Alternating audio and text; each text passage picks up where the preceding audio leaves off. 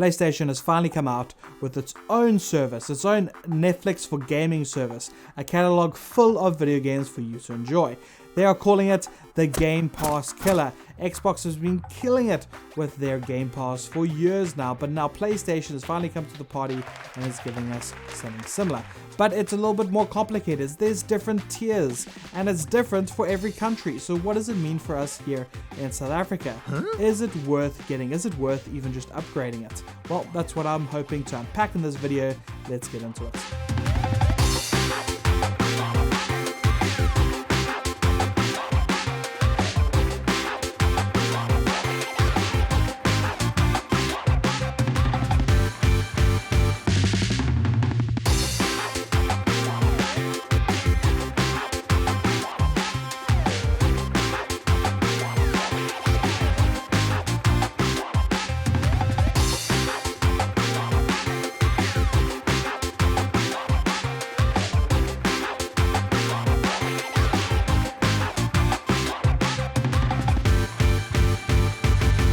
What's up guys, welcome to That Freaking Geek. And if you are new here, I would love for you to subscribe. Maybe if you like the video, maybe give it a like, but no pressure. Or if maybe I'd love a little comment in the comment section, because I'd love to know your opinion. Like, what is your choice? What do you end up getting out of the PlayStation service? Are you going to pick it up? I'd love to know, because this new PlayStation service is quite interesting.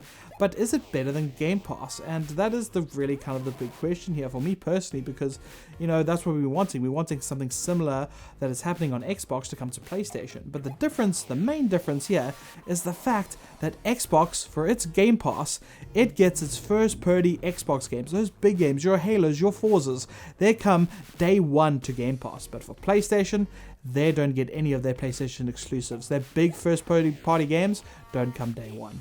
PlayStation have said the reason why they don't want to bring their first-party games straight to their library on day one, on launch day, is because that they would have to sacrifice their quality. Their budget would have to go down to be able to make it sustainable for them. And so personally, I don't think that's worth it, because most of those like PlayStation games are Game of the Year material games. And so I'd much rather pay the full price and get those games on day one, not on the service. That's okay. Like, instead, the service offers us a bunch of different games that are both first party and third party games. The difference here is that it's not on all the different tiers. Instead, it is offered on only 2 tiers. And so the 3 tiers are Essential, Extra, and Deluxe. Which tier should you get? Well, let's start off with the Essential tier. For 120 Rand, you get the baseline to the new PlayStation Plus. You probably already have it because it's basically the old PlayStation Plus, but now it's got a fancy new name called Essential, and basically it comes with all the stuff that you're kind of used to, or a couple more than just 2, but monthly games, you get online games, you get discounts, like all the usual stuff that you kind of get, you're getting with this Essential package. And if you have a PS5 also, by the way, you also get a nice catalog full of games, games that kind of define the PS4 era, games such as God of War, Resident Evil, Biohazard, and of course Mortal Kombat 10, and that's just like the tip of the iceberg. There's a bunch of other really good games on that catalog, so go check it out if you haven't already. But that's all kind of already included in the Essential, and the Essential package is pretty good for 120 Rand. But where it comes in is the new service, the Extra package. That's when things get interesting.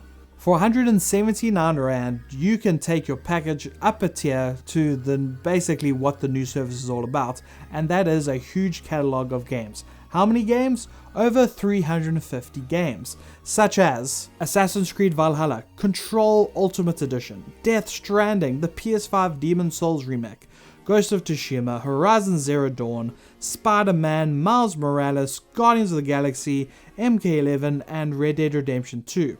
And I could keep going on. The amount of games on the list is absolutely ridiculous. If you want the full list, take a look at the description below. There you'll get a link with all the other games.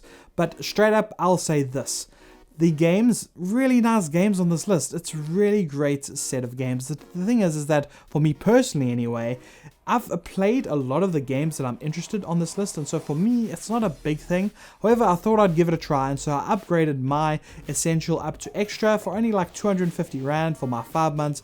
That's allowed me to get, a bunch of games that, I haven't really played yet, and so I'm probably going to check them out. I've downloaded 2 so far, the Demon's Souls remake and Returnal, and so I'm going to give those a try. But at the end of the day, come November, I'm probably not going to upgrade it again. I'm probably just going to stick to the Essential, because while the list of games are nice, I don't particularly feel like playing that extra bit, that extra 60 Rand for a lot of games that I probably won't play myself. But however, I will say that if you haven't played those games, like, it's probably worth your time. But for me, to keep it interesting for me, I need more games on the list. I need more, like, kind of new games coming to the list, such as a game where you get to play as a cat. Stray is coming on the 19th of July straight to PlayStation Plus, to this catalog anyway, and that's interesting. That makes this catalog interesting and will entice me to actually go and pay for it. But right now, it's just not good enough.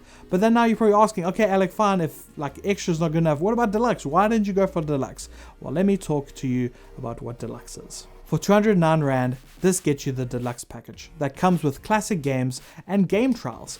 And while the classic games are kind of cool, it's mostly kind of PS1, PS2 games that have been ports or remasters, stuff that you can actually really buy separately already on the PlayStation Store. And so nothing too wild there, and not enough for me to want to pay the extra 30 Rand to go ahead and kind of get those kind of catalog of games. And so you're probably asking yourself, well, what about those PS3 games? Because that was the reason why I was excited for PlayStation Plus. I was excited to play all PS3 games because I never owned a PS3 myself. And here's the thing, here in South Africa, the only way to play the PS3 versions of the games on the catalog is to play it by streaming them, which is what you might have heard of PS Now. PS Now is still much a thing, but it's now inside this PlayStation Plus, and the only way to play the PS3 games worldwide is through streaming, and unfortunately it is not here in South Africa, and so we can't play those PS3 games. And then you're like, okay, cool, that's kind of disappointing, and it is, mainly because we all thought this would be like backwards compatibility, like proper backwards compatibility, but it has kind of been said that a lot of people that worked on the PS3 said that unfortunately the architecture, the hardware is so complicated, and therefore the new consoles can't kind of replicate or can't simulate what's happening in a PS3 on a PS4 or PS5. It's complicated. Go maybe Google it, the jargon, I'm not entirely sure, but unfortunately it's just not possible and probably won't be possible. We can only hope that maybe the streaming will come to South Africa, but for now it's not here. And then lastly, there is the demos, the trials, where you can play games such as Horizon Forbidden West, Tiny Tina's Wonderlands, and the new WWE 2K22. But let me ask you this question. Since when do we have to pay for demos? Demos are usually just free, but now we have to pay for them for some reason?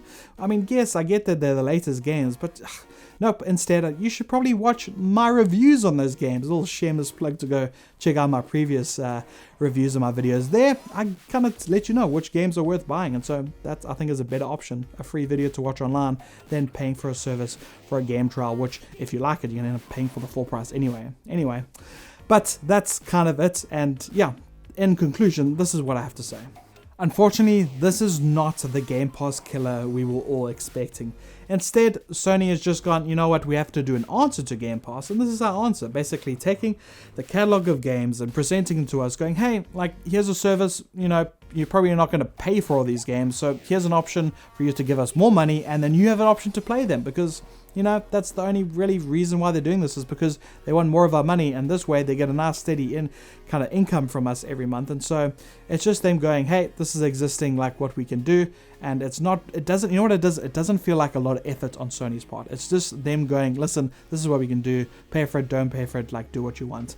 And I'm going, I'm probably just going to stick to Essential, because Essential gives you your monthly games, Essential gives you online play, Essential gets you those discounts. I think that's probably the best kind of option, but for people that maybe are a bit of on a budget and they can't really play and buy the latest games all the time, and so this way you kind of get a catalog of older games, but not too old. Valhalla's not that old, Miles Morales is not that old, and so there's a lot of like 1,200 games on this catalog when you pay for the extra. And so if that's like your thing and you're like, hey, I'm willing to, you know, pay a little bit extra to get those games, like, I think that can be a really good deal for a lot of people.